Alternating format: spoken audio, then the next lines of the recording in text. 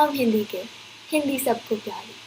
हिंदी अपनी, हम हिंदी के, हिंदी सबको प्यारी। ये हर दिल में बसने वाली भाषा बड़ी निराली। नमस्कार साथियों, हिंदी दिवस के शुभ अवसर पर आप सभी का स्वागत है। सुबह ना बोले जब मन बोले, मन ही मन की बातें खोले, मन की बात सुने हर कोई, सुबह शाम दिन रात ये बोले।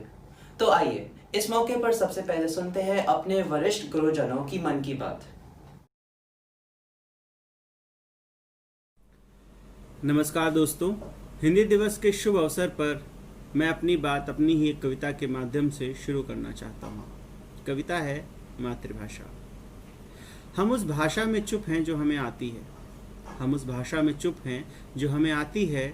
हमारे रोने से लेकर प्रतिरोध तक सब कुछ स्थगित है। हमारे रोने से लेकर प्रतिरोध तक सब कुछ स्थगित है। कितना दयनीय है किसी गैर भाषा में तुतलाना। कितना दयनीय है किसी गैर भाषा में तुतलाना। कितना अपमानजनक है उस व्यक्ति से अपमानित होना जिसकी भाषा हम नहीं जानते। देखो, हमारा विज्ञान किसी गैर भाषा के कैद खाने में कैद है। देखो, हमारा विज्ञान किसी गैर भाषा के कैद खाने में कैद है। हमारा अर्थशास्त्र, हमारा भूगोल, हमारा गणित, हमारा समाज ज्ञान, सब कुछ एक गैर भाषा की पिटारी में बंद है। देखो देखो, हमारे हाथ कितने घायल हैं और आत्मा कितनी बेचैन। देखो, हम अपनी जुबान में कितने गुलाम हो गए हैं। देखो, हम अपनी जुबान में किस कदर गुलाम हो गए हैं कि जैसे बिल्कुल ही बेजुबान हो गए हैं। साथियों, मातृभाषा जब हमसे छिन जाती है तो हम इसी तरह से बेजुबान हो जाते हैं और वह नहीं कह पाते जो हम कहना चाहते हैं। दोस्तों, मातृभाषा का होना उतना ही ज़रूरी है जितना किसी बच्चे के लिए उसकी माँ का होना। बिना मातृभाषा के ना तो हमारी कला का विकास हो सकता है और ना ही हमारी सभ्यता और संस्कृति का, क्योंकि कला, संस्कृति और सभ्यता अपनी ही मातृभाषा में सांस लेती हैं। तो आइए आज हम सभी हिंदी के इस उत्सव में शामिल हों और इस कार्यक्रम का आनंद लें। आप सभी को हिंदी दिवस की बहुत बहुत बधाई, हार्दिक शुभकामनाएं। धन्यवाद। नमस्कार।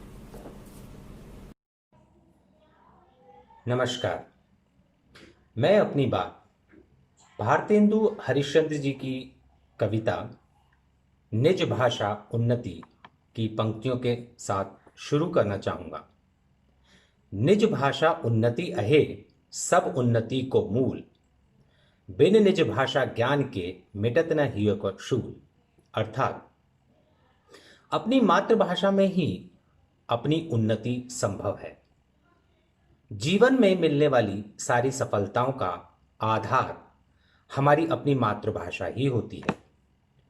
अपनी मातृभाषा के ज्ञान के बिना हम अपने मन की बात को व्यक्त नहीं कर पाते। अर्थात अपने मन की बात को दूसरे तक पहुंचाने के लिए हमें अपनी मातृभाषा का सहारा लेना ही पड़ता है। हिंद देश के सभी निवासियों को जन जन तक जोड़ने का काम करने वाली भाषा हिंदी ही है। हिंदी प्राचीन काल से ही हर एक व्यक्ति को एक दूसरे से जोड़ती आई है। इसने स्वतंत्रता संग्राम में भी अपना अहम योगदान दिया था। विश्व में सबसे अधिक बोली जाने वाली भाषाओं में हिंदी अपना तीसरा स्थान रखती है।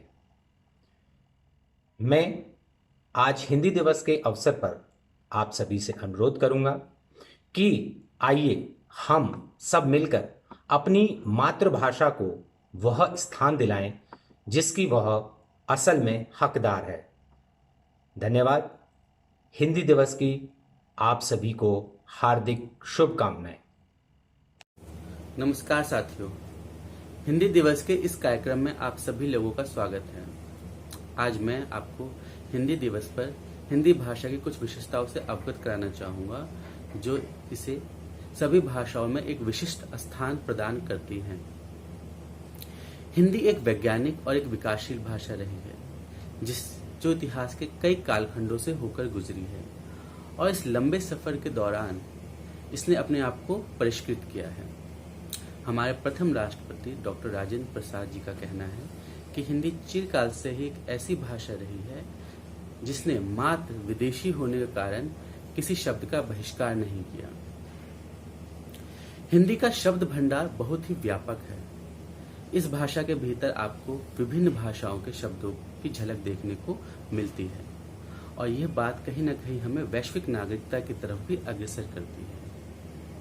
तो आइए इस हिंदी दिवस के कार्यक्रम की हम शुरुआत करते हैं और अपने इस मातृभाषा का लुत्फ उठाते हैं। शुक्रिया सभी गुरुजनों का। और अब बारी है बच्चों की।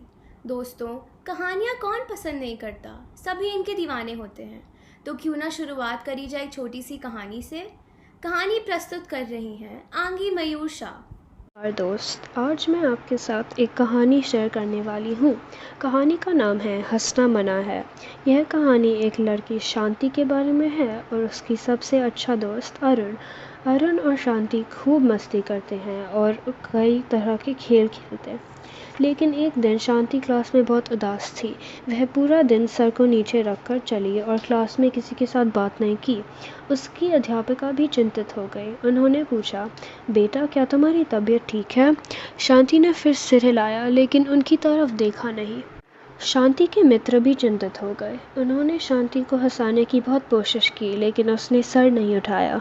फिर अरुण को एक उपाय आया। उसने अपने बैग को खोला और एक हरा रबर का मेंढक शांति पर फेंका। फिर शांति ज़ोर से हंस पड़ी और सबने देखा कि शांति पूरे दिन बात नहीं कर रही थी क्योंकि उसके 4 दांत गायब हो गए थे। साथियों, बात कहानी की हो और कविताओं की ना हो, ऐसा कैसे हो सकता है? गीत का जल, कविता की दुनिया, यारो ऐसी प्यारी। गीत का जल, कविता की दुनिया, यारो ऐसी प्यारी। कभी रुलाए, कभी हंसाए, बात सुनाए सारी। तो आइए सुनते हैं कुछ मज़ेदार कविताएं जो आपको आपके बचपन की याद दिलाएं। नमस्कार, मेरा नाम सहाना है और आज मैं तितली नामक कविता प्रस्तुत करने वाली हूँ, जिनके कवि हैं निरंकार देव सेवक जी। दूर देश से आई तितली चंचल पंख हिलाती, फूल फूल पर कली कली पर इतराती इठलाती।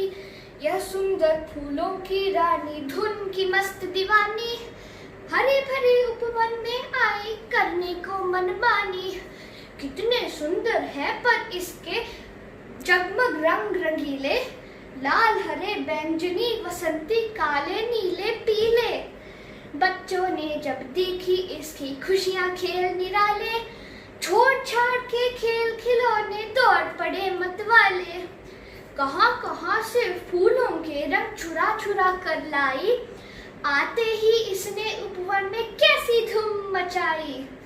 बच्चों के भी पर होते तो साथ साथ उड़ जाते और हवा में उड़ते उड़ते दूर देश हो जाते हो आते, दूर देश हो आते, दूर देश हो आते।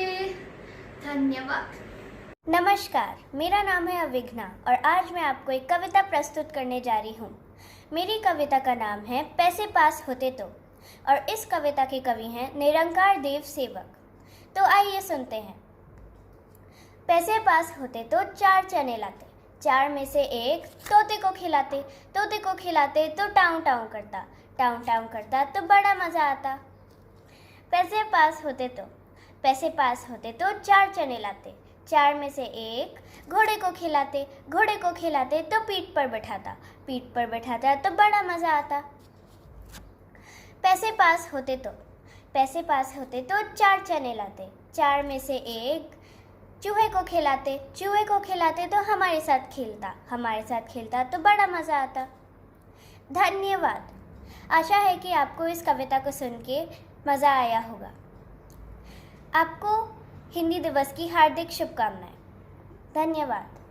नमस्कार, आज मैं आपके सामने प्रस्तुत करने जा रहा हूँ अलहट बीकानेरी द्वारा लिखित कविता हे दयालु नेता। तुम ही हो भाषण, तुम ही हो ताली, दया करो हे दयालु नेता। तुम ही हो बैंगन, तुम ही हो थाली, दया करो हे दयालु नेता। तुम ही पुलिस हो, तुम ही हो डाकू, तुम ही पुलिस हो, तुम ही हो डाकू, तुम ही हो खंजर, तुम ही हो चाकू, तुम ही हो गोली, तुम ही दुनाली, दया करो हे दयालु नेता। तुम ही हो इंजन, तुम ही हो गाड़ी, तुम ही हो इंजन, तुम ही हो गाड़ी, तुम ही अगाड़ी, तुम ही पिछाड़ी, तुम ही हो बोगी की बर्थ खाली, दया करो हे दयालु नेता। तुम ही हो चम्मच, तुम ही हो चीनी, तुम ही हो चम्मच, तुम ही हो चीनी, तुम ही ने होठों से चाय छीनी, पिला दो हमको जहर की प्याली, दया करो हे दयालु नेता, दया करो हे दयालु नेता। नमस्ते, मैं आरज जिंदल आज आपको प्रसिद्ध हास्य कवि काका हाथरसी की एक कविता सुनाने जा रहा हूँ। कविता है तो बहुत लंबी, बट मैंने क्रिएटिव फ्रीडम का प्रयोग करते हुए कविता को छोटा कर उसका अंत बदल दिया है। कविता का शीर्षक है नाम रूप के भेद। नाम रूप के भेद पर कभी किया है गौर, नाम मिला कुछ और तो शक्ल अकल कुछ और, शक्ल अकल कुछ और नैन सुख देखे काणे, बाबू सुंदर लाल बनाए ऐंचक ताने। कहाँ काका कवि दयाराम जी मारे मच्छर, विद्याधर को भैंस बराबर काला अक्षर, मुंशी चंदा लाल का तारकोल सा रूप, श्याम लाल का रंग है जैसे खिलती धूप, जैसे खिलती धूप सजे बुशर्ट पैंट में, ज्ञानचंद जी 6 बार फेल हो गए 10th में। कहाँ काका ज्वाला प्रसाद जी बिल्कुल ठंडे, पंडित शांति स्वरूप चलाते देखे डंडे, देख अशरफी लाल के घर में टूटी खाट, सेठ भिखारी दास के मील चल रहे 8 करम के मिटे ना लेखे, धनी राम जी हमने प्रायः निर्धन देखे। कहाँ काका कवि दूल्हे राम मर गए कुआरे, बिना प्रियतमा तड़पे प्रीतम सिंह बेचारे, दीन श्रमिक भड़का दिए करवा दी हड़ताल, मिल मालिक से खा गए रिश्वत दीन दयाल करम के ठोक रहे हैं, ठाकुर शेर सिंह पर कुत्ते भौंक रहे हैं। कहाँ काका कवि राय बड़े निकले बेदर्दी, आगे कविता बस हुई क्योंकि आरव को लग गई सर्दी। धन्यवाद। नमस्ते, मेरा नाम भव्या बंसल है। हिंदी दिवस के उपलक्ष्य में मैं आपके लिए कविता लाल टमाटर प्रस्तुत करूंगी। लाल टमाटर मैं तो तुमको खाऊंगा, रुक जाओ, मैं थोड़े दिनों में और बड़ा हो जाऊंगा। लाल टमाटर मुझे भूख लगी भारी, भूख लगी है तो खा लो ये गाजर मूली सारी। लाल टमाटर मुझे तो तुम भाते हो, जो तुमको भाता है भैया उससे आप क्यों खा जाते हो। लाल टमाटर अच्छा मैं तुम्हें नहीं खाऊंगा, मगर डाली पर से तोड़कर घर ले जाऊंगा। धन्यवाद। वाह, मज़ा आ गया। लाल टमाटर तो आप लोग घर पे भी खा लेंगे, लेकिन अब समय है आपको गट्ठू गधे से मिलवाने का, तो देर किस बात की, आइए सुनते हैं कहानी गट्ठू गधे की। नमस्कार, मेरा नाम गुनिका सिंह है और आज मैं आपको एक कहानी सुनाने जा रही हूँ जिसका नाम है गट्ठू गधा। यह कहानी एक बहुत ही आलसी गधे के ऊपर है। एक गांव में एक किसान रहता था। वह दिन रात बहुत मेहनत करता था। वह नमक बेचने का काम करता था। वह अपने गांव में नमक तो बेचता ही था और साथ में बगल वाले गांव में भी नमक बेचता था ताकि वह और भी ज्यादा पैसे कमा सके। जब वह दूसरे गांव में नमक पहुंचाता था तब वह उस नमक को अपने गधे के ऊपर लाद कर लेके जाता था। उसको उस गांव पहुंचने के लिए नदी भी पार करनी पड़ती थी, पर उसका गधा तो आलसी था। उसको यह काम करना बिल्कुल पसंद नहीं था। तो एक दिन किसान उस नमक को अपने गधे के ऊपर लाद के लेके गया और नदी के पास पहुंचा। गधे का तो मुंह बन चुका था क्योंकि गधा तो आलसी था। तो उसी दिन गधा पानी में फिसल गया और उसे चैन का एहसास हुआ क्योंकि जो नमक था वह पानी में मिल चुका था। तो उसकी कमर पर से जो बोझ था वो तो हट चुका था। तो आलसी गधे को चैन मिला। उस दिन तो यह काम गधे ने गलती से किया था, पर अब यह उस गधे की आदत बन चुकी थी। गधा रोज 2-3 दिन से पानी में फिसल रहा था, तो उसके मालिक को शक हुआ कि कहीं यह जानबूझ के तो ये नहीं कर रहा, क्योंकि उसको ये बात पता थी कि उसका गधा आलसी है और उसे काम करना बिल्कुल पसंद नहीं। फिर एक दिन किसान ने उस बोरी के अंदर नमक की जगह पर रुई डाल दी, और जैसे ही गधा पानी में फिसला तो उसे लगा कि वह बोरी तो और भी भारी हो गई है, क्योंकि जब रुई के अंदर पानी जाता है तो रुई का वजन भारी हो जाता है। उस दिन के बाद से गधे ने काम करने में कभी आलस नहीं दिखाया। तो बच्चों, आपको इस कहानी से क्या सीख मिलती है? मैं बताती हूँ। हमें इस कहानी से यह सीख मिलती है कि हमें अपना काम पूरी ईमानदारी से और अच्छे तरीके से करना चाहिए और कभी भी आलस नहीं करना चाहिए।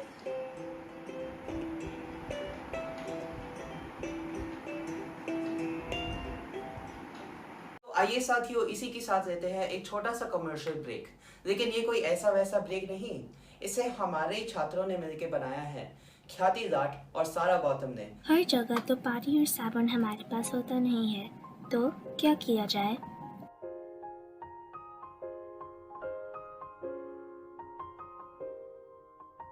मजेदार तथ्यों। पानी के बिना 99.9% कीटाणुओं को मारता है, IMA ने प्रोत्साहित किया है। और विश्वसनीय सुरक्षा, बिन पानी हाथ साफ, कहीं भी कभी भी।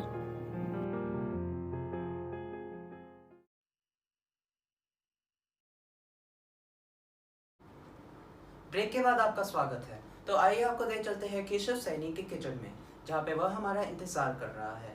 पेश है खाना खजाना बाय केशव सैनी। आज हम आए हैं केशव के गजब रसोई में। क्या आप जानते थे कि रात की बची हुई रोटी से एक मजेदार डिश बन सकती है? नहीं, लेकिन मैं आज आपको बताने जा रहा हूँ कि रात की बची हुई रोटी से हम एक मजेदार डिश कैसे बना सकते हैं। मैं आज बनाने जा रहा हूँ एक काठी रोल। काठी रोल के लिए चाहिए थोड़ी सी ड्राई वेजिटेबल, जैसे देख सकते हैं इधर, थोड़ा टमाटर प्याज सीजनिंग देने के लिए, थोड़ी चटनी उसको मजेदार टेस्ट देने के लिए, और थोड़ा ग्रीन करी पत्ता और एक मिर्ची उसको। तो पहले हम डालेंगे थोड़ी सी कटहल, जो एक हमारी ड्राई वेजिटेबल है आज बची रात। हम इसको अच्छी तरह यहाँ पे स्प्रेड कर देंगे जैसे वो बचा है। फिर थोड़ा टमाटर डालेंगे, इसको अच्छी तरह काट लें और थोड़ा थोड़ा स्प्रिंकल करेंगे।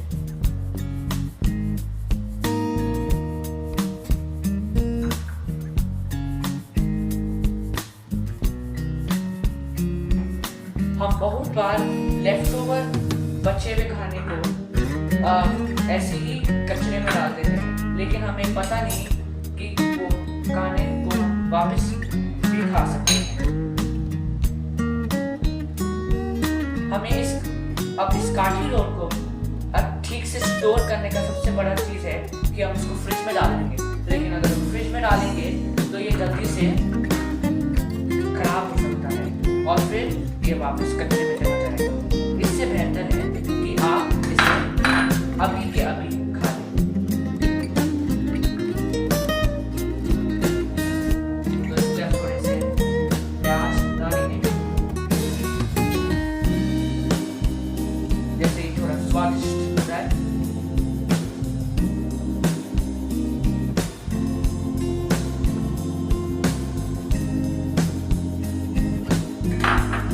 और फिर थोड़ा करी पत्ता, उसको थोड़ा अच्छा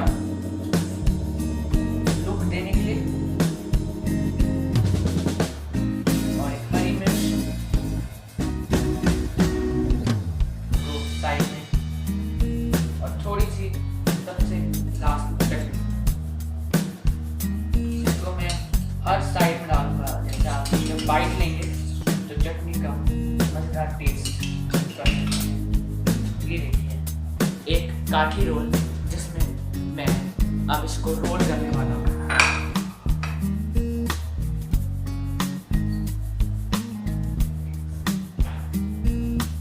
और अब ये देखिए मजेदार काठी रोल। धन्यवाद। दोस्तों, आजकल की दुनिया तकनीक की दुनिया है, कंप्यूटर और गैजेट्स की दुनिया, जिसके बीच इंसान, पशु पक्षी, परिंदे, हरी भरी धरती, नीला आसमान सब न जाने कहाँ खो रहे हैं। आइए सुनते हैं अबीर और गौरी की ज़बान में। सुप्रभात। आज मैं अबीर बग्गा कक्षा MYP 3A हिंदी दिवस के लिए अपनी एक लिखी हुई कविता सुनाने जा रहा हूँ। ये कविता सोशल मीडिया पर है। वो वक्त कहाँ चला गया, उपवन में जब झूलों पर खिलखिलाते बच्चे की ध्वनि सुनाई देती थी और घर न जाने पर माँ की बस डांट सुनाई पड़ती थी। वो वक्त कहाँ चला गया।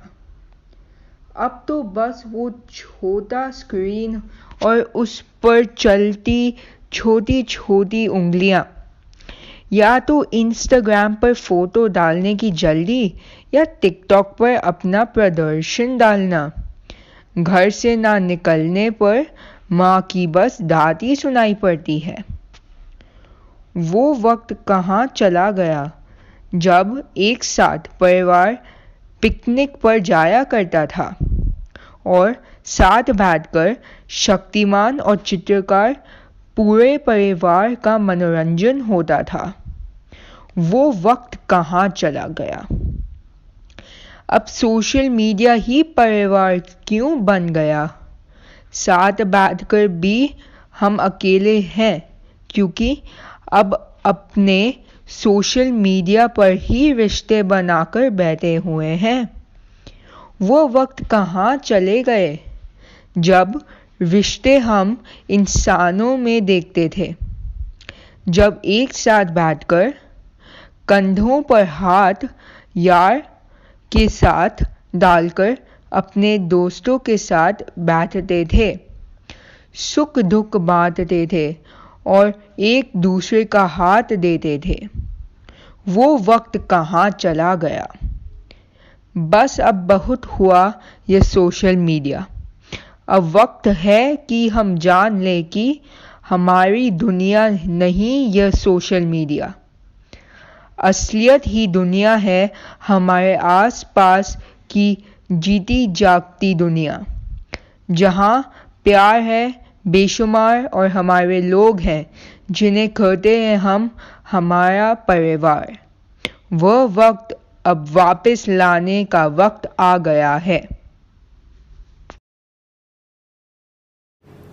आंधी आई जोर शोर से, डालें टूटी है झकोर से, उड़ा घोंसला अंडे फूटे, किससे दुख की बात कहेगी, अब यह चिड़िया कहाँ रहेगी। हमने खोला अलमारी को, बुला रहे हैं बेचारी को, पर वो चींची कराती है, घर में तो वो नहीं रहेगी। घर में पेड़ कहाँ से लाएं, कैसे यह घोंसला बनाएं, कैसे फूटे अंडे जोड़ें, किससे यह सब बात कहेगी, अब यह चिड़िया कहाँ रहेगी। दोस्तों, किसी भी मसले का हल बातचीत द्वारा निकाला जा सकता है। आइए सुनते हैं कक्षा 11 द्वारा प्रस्तुत एक परिचर्चा। हिंदी दिवस के मौके पे आप सभी का स्वागत है। आज की चर्चा का विषय है देश व समाज में बदलाव के लिए कानून की नहीं जागरूकता की जरूरत है। इस परिचर्चा में भाग ले रहे हैं जुल फरासी, इमरोज नाम, सोहम गोपीनाथ वरकड़े, वेदांत राणा, हर्षल अग्रवाल और मैं तृप्ति कौर। सबसे पहले मैं अपने साथी वेदांत से जानना चाहूंगी कि वे इस मुद्दे पे क्या सोचते हैं। वेदांत। नमस्कार साथियों, मेरा नाम वेदांत है और मेरे हिसाब से जब भी हम समाज में कोई बदलाव लाना चाहते हैं तो हमारे लिए कानून का सहारा लेना ज़रूरी हो जाता है। कानून बनाने से दो बड़े फायदे होते हैं। पहला तो यह कि वह हर व्यक्ति पे बराबर लागू होता है और दूसरा कि कानून बनाने से तुरंत बदलाव लाना आसान हो जाता है। मान लीजिए अगर समाज में दहेज का लेन देन गैर कानूनी बना दिया जाए तो उसे ना मानने वाले, चाहे वह अमीर हो या गरीब हो, दोनों को जेल होगी। दूसरी ओर कानून ना बनाने के नुकसान भी होते हैं, जैसे कि कुछ लोग हमारे समाज में सिर्फ डर की बोली समझते हैं। इन लोगों से निपटने के लिए कानून का सहारा लेना जरूरी होता है। नमस्कार साथियों, मेरा नाम ध्रुव फरासी है और मैं वेदांत की बात से सहमत नहीं हूँ। मेरा ये मानना है कि यदि कानून से ही हमारे देश में सारे बदलाव आने होते तो हमारे देश में कानून की क्या कमी होती। सब कुछ चमकदार होता, अच्छा होता। कानून है लेकिन तब भी हमारे देश में हत्याएं होती हैं, चोरियां होती हैं, धोखाधड़ी होती है और भ्रष्टाचारी भी होती है। हमारे न्यूज़ चैनल और अखबारों में भी ये खबरें भरी रहती हैं। तो ऐसा क्यों है?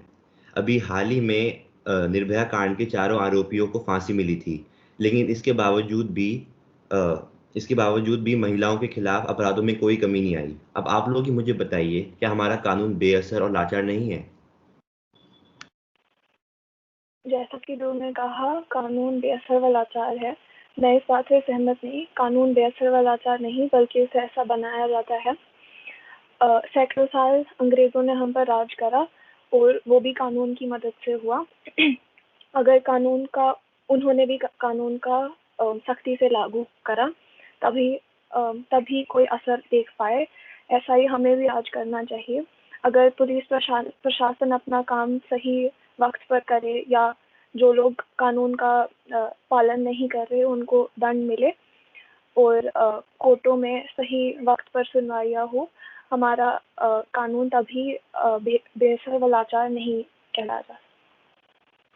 साथियों, अगर हम इमरोज़ की बात मान भी लें कि सभी कानूनों को ठीक से बनाकर सख्ती और ईमानदारी से लागू कर दिए जाए, तो भी हम कानून को एक बेहतर विकल्प की तरह पेश नहीं कर सकते।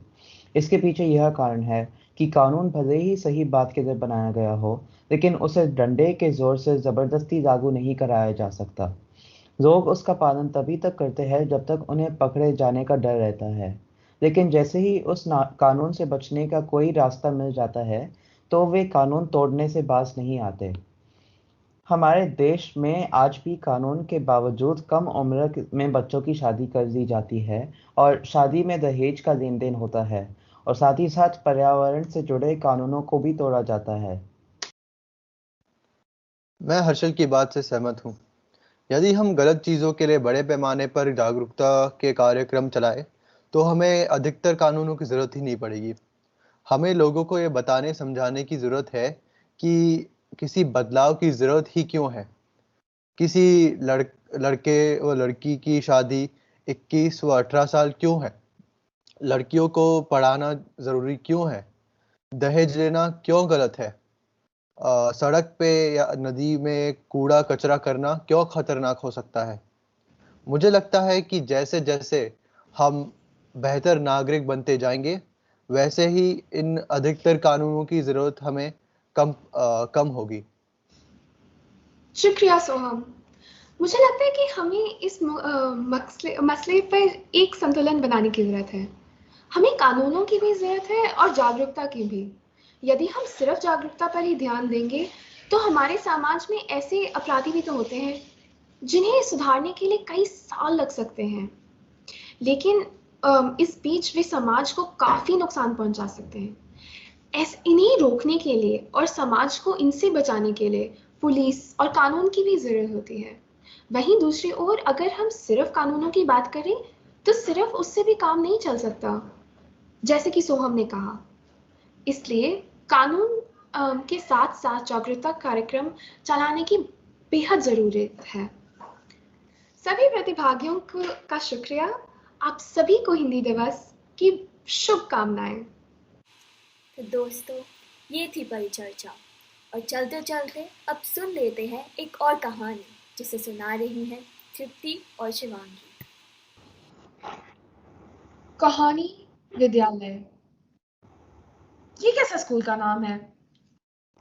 दरअसल सोहेल एक 4 मंजिल की इमारत के बारे में बात कर रहा है। सोहेल और उसकी जुड़वा बहन सलमा अपने घर की खिड़की से झांक कर देख रहे हैं। वह स्कूल लाल मिट्टी की ईंटों से बना था। उसके प्रवेश द्वार पर एक फट्टा लगाया गया था, स्वर्ग द्वार हाई स्कूल। और उस विद्यालय का सिद्धांत था तरुण आत्माओं को जीवित रखना। इस सुनसान से जंगल में कौन स्कूल बनाता है? ऊपर से माँ पापा को इसी पहाड़ी जंगल मिली थी अपनी ख्वाबी फार्म हाउस बनाने के लिए। यहाँ पर किलोमीटर तक कोई भी नहीं है। सोहेल, आज वैसे भी कुछ करने के लिए तो है नहीं, चल देख के आते हैं ना ये स्कूल कैसा है। वैसे भी मुंह लटकाकर बैठने से तो कुछ नहीं होने वाला ना। छुट्टियां चल रही हैं यार, पूरा स्कूल बंद होगा। और तो और हमें कानून तोड़ना है क्या? हमें अगले साल तो स्कूल जाना ही होगा ना। चल ना। वैसे भी जिस स्कूल में माँ पापा हमें डाल रहे हैं वो कितना अजीब है। वहाँ के बच्चे इतने दम्भी हैं। हाँ मतलब वो है, पर चल छोड़, चलते हैं। सोहेल और सलमा कंपाउंड के अंदर तो पहुंच गए। अब सलमा जमीन से एक बड़े पत्थर से ताला तोड़ रही है और जल्द ही वे भाई बहन स्कूल की इमारत के अंदर पहुंच गए। स्कूल अंदर से बहुत साधारण लगता था। जेल जैसी दीवारें, कक्षा गृह की लकीरें। इस स्कूल का असेंबली फील्ड काफी बड़ा था। पूरी गर्मी की छुट्टियां सोहेल और सलमा वापस जाते रहे और पूरी स्कूल का रेड लगाते रहे। एक दिन तो वो प्रिंसिपल के ऑफिस भी पे पहुंच गए। ये देख, इतनी सारी फाइलें। ये छात्र होंगे। ये नाम सुन, बिनासाज तुम्हारे वाला। इसके ऊपर तो इतनी जानकारी है। सुन, ये नाम सुन, जाफिर किसानी। नाम इतना सुना सुनाया लगता है, हम इसे जानते हैं क्या? नहीं, मुझे तो नहीं याद। कोई बात नहीं, याद आ जाएगा। फिर स्वर्ग द्वार हाई स्कूल का द्वार खुल गया। सोहेल और सलमा को प्रिंसिपल का गुस्सा देखना था जब उन्हें पता चले कि उनका स्कूल को क्या हुआ। वही देखने के लिए जब वो खड़े हुए तो उन्हें देखा कि कोई अशांति थी ही नहीं। ये क्या? मुझे तो लगा कि यहाँ की मैडम गुस्से से आग बबूला हो चुकी होंगी अभी तक। ये वाकई अजीब है। देख, स्कूल खुलने से पहले कोई तैयारी हुई ही नहीं। चल लंच में देख के आते हैं। जब वे गए तो उन्हें एक लड़की मिली जिसने अपने आप को तन्वी कहलाया और कहा कि वह उसका पहला दिन था। मैंने आपको कहीं पहले देखा है क्या? मैं इसकी तरफ से माफी मांग रही हूँ, आते ही फ्लर्ट करता है। पर अगर आपको कभी बंक करने का मन हो तो घर आ जाना। जब शाम को उनकी माँ घर आई तो उन्होंने एक मांग की। माँ, हमें इस स्कूल में क्यों नहीं डाल देते? हमारे सामने ही तो है और इनके लोग भी ज्यादा अच्छे हैं। मूर्ख मत बन सोहेल। पर माँ, क्यों नहीं? अगर आप लोगों ने देखा नहीं, स्कूल बंद पड़ा है, ताले लगे हुए हैं। क्या? आप बस काम में ज्यादा ही ध्यान देते हो। बस, मैं और कुछ नहीं सुन रही। अगली सुबह खबर आई कि दिल्ली गुड़गांव एक्सप्रेसवे पर 30 बच्चों की मृत्यु हो चुकी है स्कूल बस दुर्घटना में। और सलमा फिर स्कूल के बारे में बात करने लग गई, पर माँ ने उसी वक्त उसे बंद करवा दिया। अगली सुबह सलमा खिड़की के बाहर देखने लगी, तन्वी दिख जाने के बहाने से कोई अच्छा लड़का ही दिख जाए। पर जो उसने देखा वह सफेद रह गई। सोहेल, सोहेल सुन जल्दी। क्या हुआ? वो वो बच्चे, वो बस वाले बच्चे। क्या? हे भगवान। सलमा, तुझे उस फाइल में नाम याद है? जाफिर कसवानी। सोहेल ने उसका नाम गूगल किया। हिंदुस्तान टाइम्स के मुताबिक जाफिर किसवानी अपनी छत से गिरकर मृत्यु के हाथ में गिर पड़ा था। फिर उन्होंने और नाम देखे, सबका एक ही संबंध, सब मरे हुए थे। फिर उन्होंने तन्वी का नाम डाला। उसके ऊपर एक गाड़ी ने चल दिया था कुछ ही दिन पहले, इसलिए सोहेल को उसकी शक्ल पहचानी सी लग रही थी। अब उन्होंने स्वर्ग द्वार हाई स्कूल सर्च किया। वाकई माँ सही थी, स्कूल कई सालों से बंद पड़ा था। संपत्ति विवाद चल रहा था उस जगह पर। सोहेल और सलमा ने ठाना कि वह उस शुक्रवार स्कूल को देख के आए। मुझे बस शांति चाहिए। ये हमारे साथ क्यों हो रहा है? हमें ये सब क्यों दिख रहा है? कुछ नहीं होगा, हम ठीक हैं, प्रॉमिस। जब वह स्कूल के अंदर पहुंचे तो सब चीज़ें साफ सुथरी पड़ी थी। ऐसा लग रहा था जैसे उन्होंने तबाही मचाई ही नहीं है। प्रिंसिपल की फाइलों में देखा तो पी लेटर के नीचे उनके नाम नहीं थे। देखो, मैंने बोला था ना, सब ठीक हो जाएगा। टेबल पर देखना। सुनहरे रंग में नई फाइल में 2 नाम लिखे हुए थे, सोहेल पटनायक, सलमा पटनायक। तिथि परसों की थी। तो साथियों, इसी के साथ आज का यह कार्यक्रम यही संपन्न होता है। हिंदी अपनाइए और देश को आगे बढ़ाइए। इसी नारे के साथ आप सभी को हिंदी दिवस की हार्दिक शुभकामनाएं। धन्यवाद और नमस्ते।